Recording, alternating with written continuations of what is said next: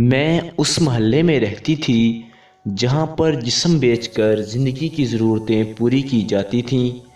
دینے والے نے مجھے ضرورت سے زیادہ ہی حسن سے نوازا تھا، اس لیے میرے پاس گاہک بھی زیادہ تھے اور آمدن بھی زیادہ ہوتی تھی۔ اکثر میری ہم عمر لڑکیاں مجھ سے حسد کرتی تھیں کیونکہ ان کو گاہک کے انتظار میں زیادہ دیر تک انتظار کرنا پڑتا تھا۔ پھر حیدر میرے پاس آیا اور میرے دل میں محبت کا بیج بو کر چلا گیا۔ اب وہ بار بار میرے پاس آنے لگا اور مجھے ہاتھ لگائے بنا پیسے دے کر چلا جاتا۔ مجھے اس سے پیار ہونے لگ پڑا تھا۔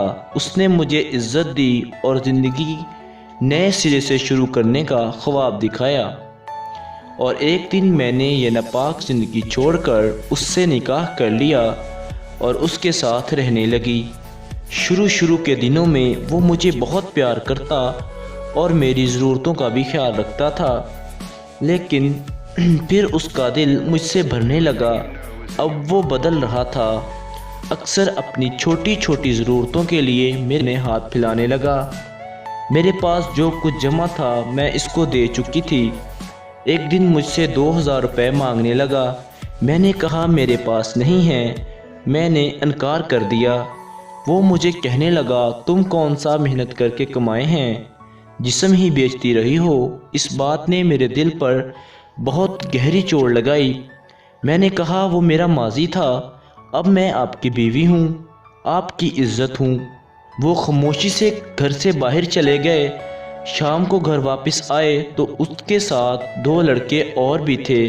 میں نے پوچھا کہ یہ کون ہیں؟ تو کہنے لگا ان کے ساتھ کمرے میں جاؤ اور ان کو خوش کر کے آؤ، میں نے ان سے ایڈوانس پیسے لے لیے ہیں۔ میں بہت گھبرائی اور رونے لگی۔ اس نے میری پرواہ نہ کی اور کہنے لگا اب کیوں پارسا بن رہی ہو؟ پہلے بھی تو ایک دن میں کئی مردوں کے ساتھ منہ کالا کرتی رہی ہو۔ میں نے کہا وہ میرا ماضی تھا، اب میں یہ نہیں کروں گی، میں ایسا سب کچھ چھوڑ چکی ہوں۔ یہ سننا تھا کہ اس نے زور سے میرے پیٹ پر لات ماری اور گالیاں بکنا شروع ہو گیا۔ میں روتی رہی لیکن انہوں نے مجھ پر ترس نہ کھایا۔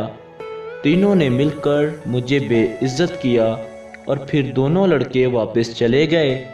میں نے کپڑے پہنے اور چپ کر کے لیٹ گئی۔ میں نے اپنا مقدر پر صبر کر لیا تھا۔ مجھے معلوم تھا مجھے وہی کچھ کرنا پڑے گا جو میں شادی سے پہلے کرتی تھی۔